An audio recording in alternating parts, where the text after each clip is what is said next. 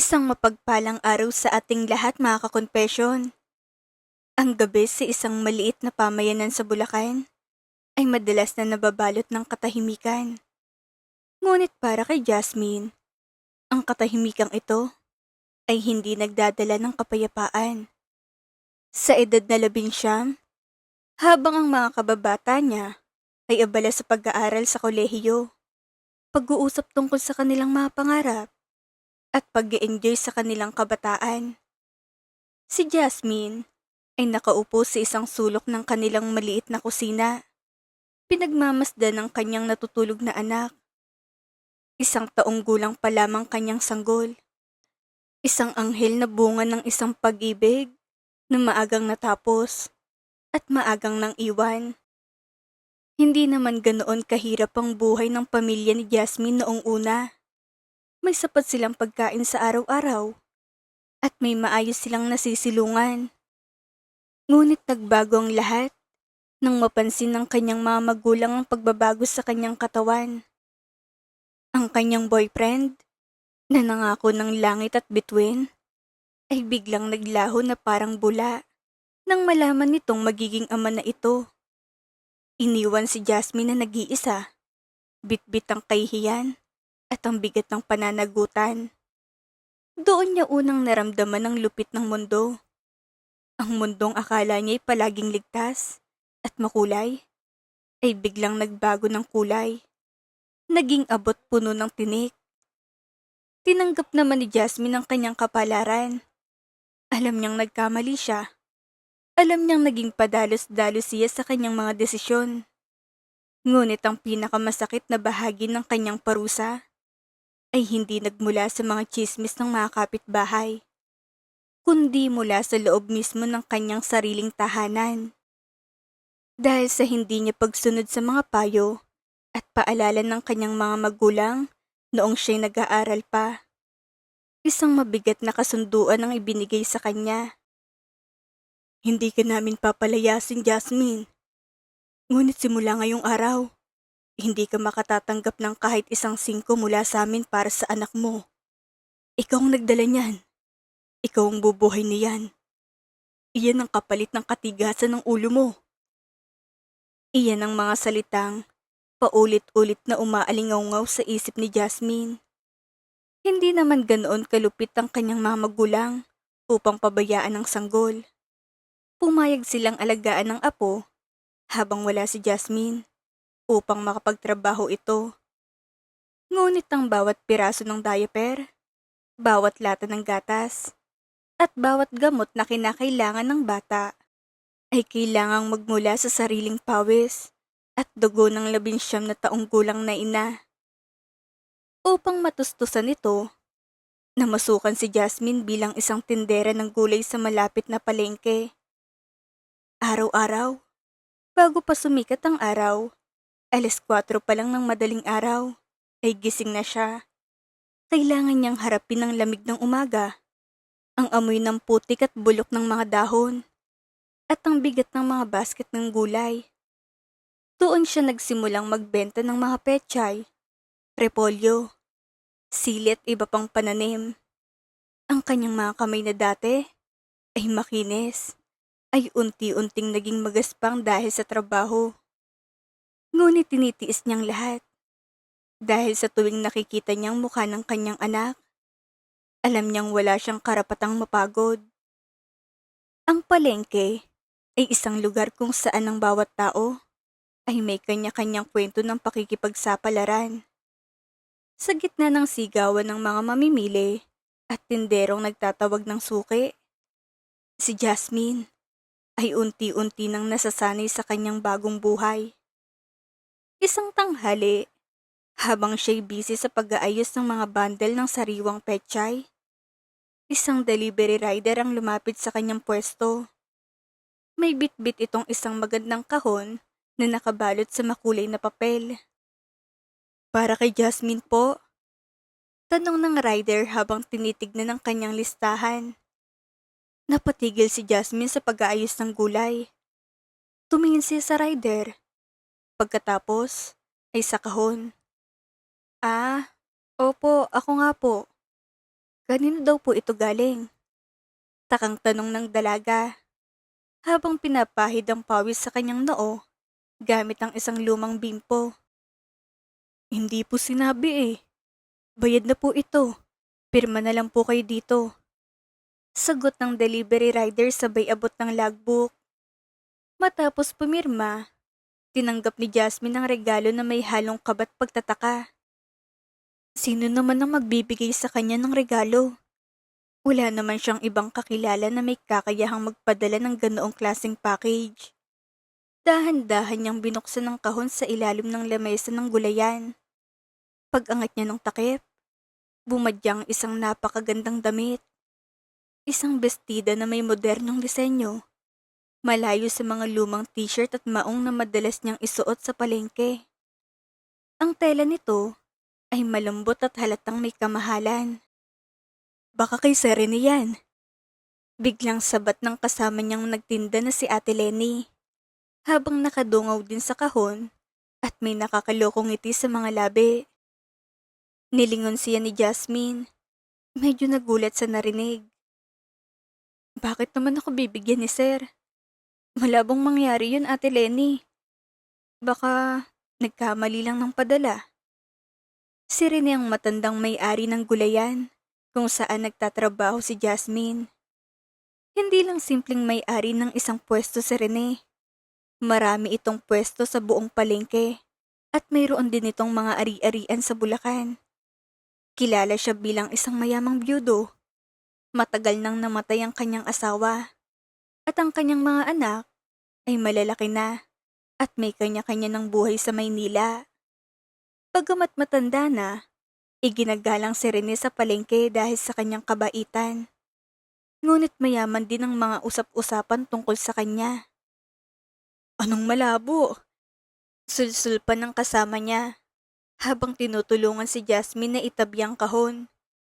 Hindi ba umamin sa iyo yun na gusto kanya noong isang linggo? Wala naman na yung asawa eh, kaya pwedeng-pwede kayo. Tsaka, halata naman na ibang tingin sa'yo ni Serene kumpara sa amin. Huwag kang maingay, Ate Lene. Baka may makarinig sa'yo. Nakakahiyang pag-usapan ng mga ganyang bagay eh. Saway ni Jasmine.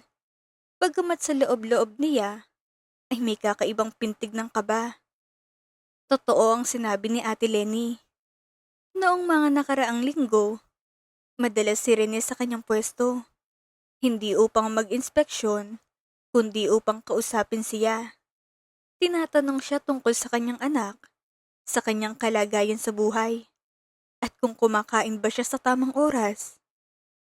At isang gabi, habang nag-aayos sila ng mga natitirang paninda, naglakas loob si Rene na sabihin sa kanya na may pagtingin ito sa kanya.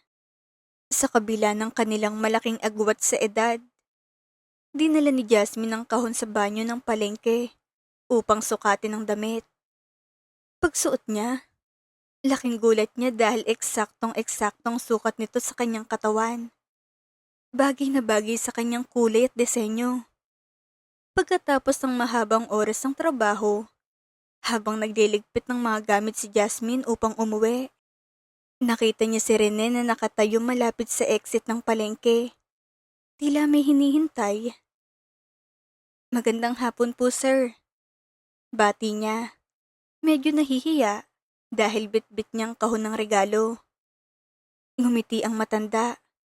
Ang mga mata nito ay puno ng init at pagkalinga. Magandang hapon sa'yo, Jasmine. Natanggap mo ba yung regalo ko? Nakita ko kasi na tinitignan mo yung ganyang disenyo online sa cellphone mo noong isang araw habang nagpapahinga ka. Saad ni Rene. Napatitig si Jasmine sa matanda. Ah, sa inyo po pala yun galing. Maraming salamat po, sir. Opo, gustong gusto ko po. Hindi ko lang po inaasahan na mapapansin yung tinitignan ko. Walang anuman, Jasmine. Gusto ko lang maging masaya ka. Sagot ni Rene. Matagal nang malapit ang dalawa sa trabaho. At sa paglipas ng mga buwan, tuluyan ang nahulog ang loob ng matanda sa dalaga. Marami nang nakakapansin doon sa palengke. Ang mga sulyap ni Rene, ang mas mahabang oras na ginugugol nito sa pwesto ni Jasmine, at ang mga simpleng pabor na ibinibigay nito. Ang mga ibang tendera at maging ang mga bagong tendera na kinuha ni Rene ay nagsisimula na ring magbulong-bulungan. Ngunit walang naglalakas loob na magsalita ng harapan dahil sa respeto sa matanda. Mag-uwi ka ng ulam niyo, sabi ni Rene, sabay abot ng isang supot na naglalaman ng 1 kilong sariwang karne ng baboy. Salamat po ng marami, sir, sagot niya. Ramdam ang laking tulong nito para sa hapunan nila ng kanilang pamilya. Balak na sanang umalis ni Jasmine upang habulin ang huling biyahe ng jeep. Ngunit tinawag siya muli ni Rene. Jasmine, sandali lang. Pwede ba tayong mag-usap kahit sandali? Tumango si Jasmine at sumunod sa matanda. Pumunta sila sa likod na bahagi ng palengke, kung saan medyo walang tao at hindi sila maririnig ng mga usiserang kasamahan sa trabaho. Huminto si Rene. Humarap kay Jasmine at tinignan ito ng diretso sa mga mata. Alam mo naman na gusto kita, hindi ba? Tanong ng matanda. Hindi nakasagot si Jasmine. Napayuko siya. Nilaro ang kanyang mga daliri. Hindi niya alam kung paano magre-react. Alam niyang mabuting tao si Rene. Ngunit ang katotohanang mas matanda ito kaysa sa kanyang sariling ama ay nagdadala ng kalituhan sa kanyang murang isipan. Dahan-dahang hinawakan ni Rene ang kamay ni Jasmine. Ang kamay ng matanda ay mainit. Tuyo, ngunit punong-puno ng katiyakan. Kung sasama ka sa akin, Jasmine, ako nang bahala sa inyong mag-ina. Hindi ka na maghihirap pa ulit. Hindi mo na kailangang magbuhat ng mabibigat dito sa palengke. Ibibigay ko sa anak mong lahat ng kailangan niya. Pag-isipan mo sana. Malumanay na paliwanag ni Rene. Noong una, ay hindi makasagot si Jasmine. Naramdam niyang bigat ng alok na iyon.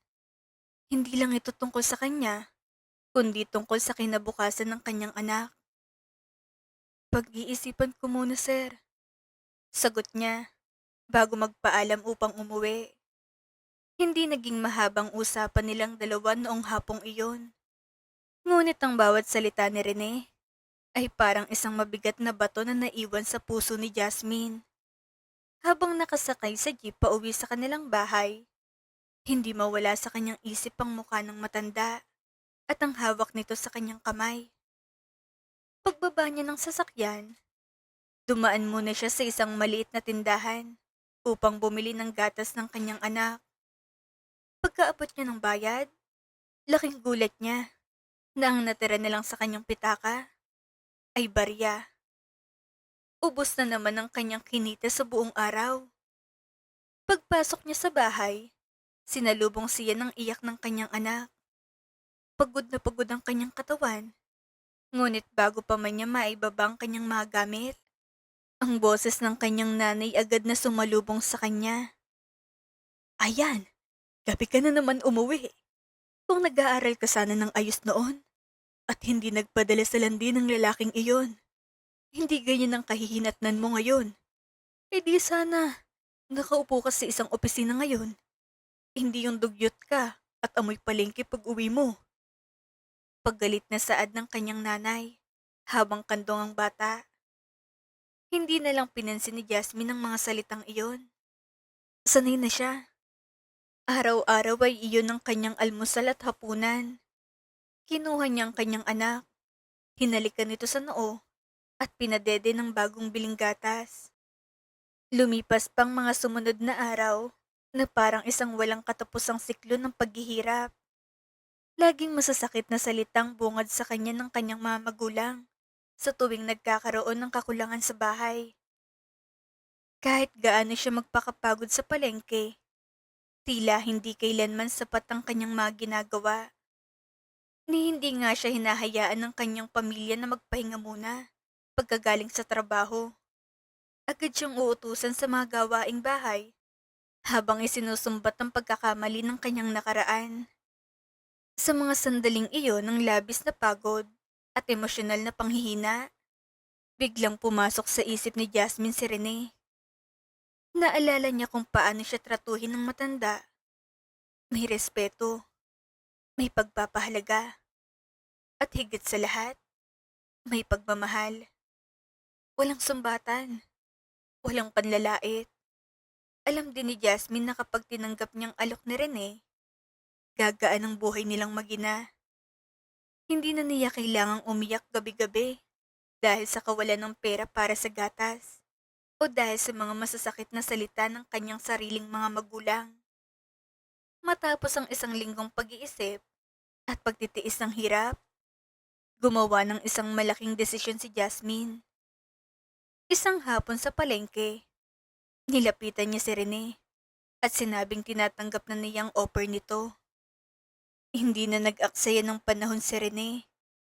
Inayos niya agad ang lahat at doon na pinatira si Jasmine sa kanyang malaking bahay sa isang subdivision sa Bulacan. Ang transition ng buhay ni Jasmine ay parang isang panaginip. Ang bahay ni Rene ay maganda, malinis, maayos, at higit sa lahat, mayroong aircon. Isang karangyaan na hindi kailanman naranasan ni Jasmine sa kanyang lumang tahanan. Hindi na niya kailangan pang magtinda sa ilalim ng initan o magbuhat ng mga mabibigat na sako na gulay. Ang naging pangunahing tungkulin na lamang ni Jasmine ay ang pamamahala sa mga koleksyon ng pera sa hapon mula sa mga pwesto ni Rene sa palengke. Siyang pinagkakatiwalaan ni Rene na kumuha ng mga kita ng mga tindera araw-araw. Isang hapon, habang kinukuha ni Jasmine ang remittance sa palengke, nakita niya muli si Ate Lenny. Baka naman kinalimutan mo na kami ngayon dahil senyora ka na. Biro sa kanya ng dati niyang kasama sa pagtitinda ng gulay, habang nakatingin sa kanyang maayos na kasuotan at maaliwalas na muka. Ngumiti si Jasmine at lumapit upang makipagkamay. Ano ka ba naman, Ate Lenny? Siyempre hindi, no? Utang ko sa palengke kung saan ako nagsimula at hinding-hindi ko kayo makakalimutan. Nagkwentuhan pa silang dalawa ng ilang minuto. Nagtatawanan tungkol sa mga lumang araw bago tuluyang umalis ng palengke si Jasmine upang umuwi. Sa kanyang bagong buhay, mayroon na ring kinuha si Rene na taga-alaga para sa kanyang unang anak. Kaya naman nakakapagpahinga na rin siya ng maayos at may oras na para alagaan ang kanyang sarili. Sa wakas, naramdaman ni Jasmine ang proteksyon at kalinga na matagal na niyang hinahanap. Akala ni Jasmine ay magiging diretso at walang hadlang ang kanyang bagong pamumuhay. Naging masaya-siya sa piling ni Rene dahil tunay na mabait ang matanda. Hindi siya itinuring na parang isang katulong o isang panandaliang alo lamang. Itinuring siyang tunay na katuwang sa buhay. Hanggang sa isang buwan pa lamang silang nagsasama sa iisang bubong, nakaramdam ng kakaibang sintomas si Jasmine. Matapos magpasuri sa doktor, nalaman niyang siya'y nagdadalang tao muli. At ang ama ay walang iba kundi si Rene. Nang malaman ng matandang balita, labis ang naging kagalakan nito. Hindi na itago ni Rene ang kanyang luha. Sa kanyang katandaan, hindi niya akalaing magkakaroon pa siya ng pagkakataong maging ama muli. Naging doble ang pag-aalaga ni Rene kay Jasmine. Araw-araw ay sinisiguro nitong masustansyang pagkain ng dalaga. Hindi niya pinababayaan si Jasmine na gumawa ng kahit anong mabibigat na gawain. At personal siyang sinasamahan sa ospital para sa mga buwan ng check-up ng kanyang pagbubuntis. Lumipas ang mga buwan at naging maayos ang paglaki ng sanggol sa sinapupunan ni Jasmine. Nang sumapit ang ikalimang buwan ng kanyang tiyan, medyo malaki na ito at mas pinipili na lamang ni Jasmine ang manatili sa loob ng bahay upang magpahinga. Isang hapon, habang nakaupo si Jasmine sa sala, bumukas ang pinto't pumasok ang isang babae na may maayos na pananamit. May dalang mamahaling bag at halatang galing sa lungsod. Ito si Rose, ang panganay na anak ni Rene na matagal nang naninirahan at nagtatrabaho sa Maynila. I- ikaw pala, Rose. Bati ni Jasmine. Medyo kinakabahan dahil alam niyang hindi alam ni Rose ang tungkol sa kanilang sitwasyon ng buo. Tumingin si Rose kay Jasmine mula ulo hanggang paa. Kitang-kitang pagkadismay at galit sa mga mata nito nang mapansin ang malaking tiyan ng dalaga. Nasaan si Papa? Matabang at matigas na tanong nito. Nasa kwarto siya, nagpapahinga. Sagot ni Jasmine habang nakaturo sa direksyon ng master's bedroom. Hindi na nag-aksaya ng oras si Rose. Mabilis siyang naglakad patungo sa kwarto ng kanyang ama at padabog na binuksan ng pinto. Hindi nagtagal, narinig ni Jasmine ang malalakas na boses. Nagkasagutan ng mag-ama. At dahil hindi naman ganoon kakapal ang dingding ng bahay, rinig na rinig ni Jasmine ang bawat masakit na salitang binibitawan ng anak ni Rene. Ang tanda-tanda mo na, Papa. Tapos, magkakaroon ka pa ng maliit na anak? Pinapahirapan mo lang sarili mo eh. Hindi ba naiisip ang sasabihin ng mga kamag-anak natin? Saka, malinaw naman na piniperahan ka lang ng babaeng yan. Isang hamak na tindera lang yan sa palengke, Papa. Ginagamit ka lang yan para umahon sa kahirapan. Masakit at pasigaw na saad ni Rose. Narinig ni Jasmine ang boses ni Rene na pilit nagpapakalma sa kanyang anak. Bagamat may diin din ito, Rose, tumahimik ka. Naririnig ka niya sa labas. Buntis siya. Huwag kang magsalita ng ganyan tungkol sa kanya. Hindi mo alam ang buong kwento. Kahit anong kwento pa yan pa. Hindi tama to. Nagmumukha kang katawa-tawa. Patuloy ni Rose. Nagpatuloy ang matinding sagutan ng mag-ama. Masakit para kay Jasmine ang mga narinig. Dahil alam niya sa kanyang sarili na bagamat pumasok siya sa relasyong ito para sa seguridad ng kanyang anak noong una. Unti-unti na niyang natutunang mahalin at pahalagahan si Rene dahil sa kabaitan nito. Sa kabila ng galit ng kanyang anak, hindi hinayaan ni Rene na mayroong umapi kay Jasmine. Kahit na sarili niyang dugo at laman pa nito. Nanindigan ng matanda't ipinagtanggol ang dalaga hanggang sa mapilitang umalis si Rose at bumalik sa Maynila nang walang napala. Lumipas ang mga sumunod na buwan na medyo may bahid ng kaba para kay Jasmine. Dahil alam niyang may lamat ang relasyon ng kanyang kinakasama sa kanyang mga anak. Ngunit hindi niya hinayaan na maapektuhan ang kanyang kalusugan. Nang sumapit ang kabuwanan, matagumpay na nanganak si Jasmine sa isang malusog na sanggol. Isang malaking selebrasyon ang ginawa ni Rene. At doon naganap ang isang bagay na hindi inaasahan ni Jasmine. Isang araw, matapos siyang makauwi mula sa ospital, biglang dumating muli si Rose. Ngunit sa pagkakataong ito, walang galit sa kanyang muka. Lumapit siya sa kama kung saan nakahiga si Jasmine at ang bagong silang na sanggol.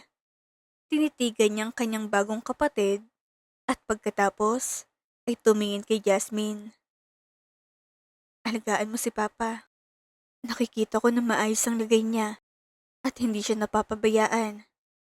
Panimula ni Rose na ang boses ay mas malambot na ngayon. Sa totoo lang, hindi kita gusto para sa kanya noong una. Dahil sa agwat ng edad niyo at sa iisipin ng ibang tao. Pero nakikita kong masaya si Papa sa'yo at talagang pinapahalagahan mo siya. Kaya tatanggapin kita sa pamilya namin. Ang mga salitang iyon mula kay Rose ay parang isang malaking tinik na nabunot sa dibdib ni Jasmine. Umiyak siya sa galak at nagpapasalamat. Simula ng araw na iyon, naging maayos ng lahat. Madalas nang bumisita si Rose at ang iba pang kamag-anak ni Rene. At tuluyan na silang natanggap bilang isang buong pamilya. Ilang taon din ang mabilis na lumipas na puno ng kapayapaan, pagmamahal, at masaganang pamumuhay. Ang unang anak ni Jasmine sa pagkadalaga at ang kanyang naging anak kay Rene ay pareho ng lumalaki at nag-aaral sa isang magandang pribadong paaralan sa Bulacan. Si Rene ay nanatiling isang mapagmahal na ama't asawa sa kabila ng kanyang unti-unting pagtanda at panghihina ng katawan. Ngunit ang buhay ay sadyang mapaglaro.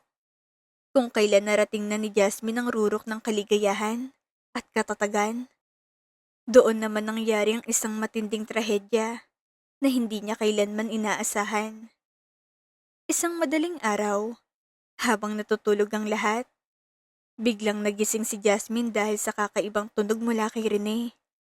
Nahihirapan itong huminga at hawak-hawak ang kanyang dibdib. Dahil sa katandaan at sa tagong karamdaman, biglang inatake sa puso si Rene. Agad na tumawag ng ambulansya si Jasmine. Habang umiiyak at tinatawag ang pangalan ng matanda, ngunit bago pa man sila makarating sa ospital, binawian na ng buhay si Rene. Ang pagpanaw ni Rene ay isang napakabigat para kay Jasmine. Sobrang lugmok ang dalaga. Umiiyak siya gabi-gabi habang nakatingin sa bakanting bahagi ng kanilang kama. Ang kaisa-isang tao na tumanggap sa kanya noong panahong itinapon siya ng kanyang sariling magulang. Ang tanging lalaki na nagbigay sa kanya ng proteksyon, respeto, at tunay na kalinga ay ilang taon niya lang pala makakasama. Sa edad na maaga pa ring namulat sa hirap, muli niyang hinarap ang pangungulila. Ngunit sa pagkakataong ito, bitbit niyang mga alaala ng isang lalaking nagpakita sa kanya ng tunay na kahulugan ng pagmamahal. Kayo mga ka-confession, anong aral ang inyong nakuha sa kwento ni Jasmine? I-comment ang inyong saloobin sa ibaba. Muli, itong inyong lingkod, Miss Jamay. Hanggang sa susunod nating confession.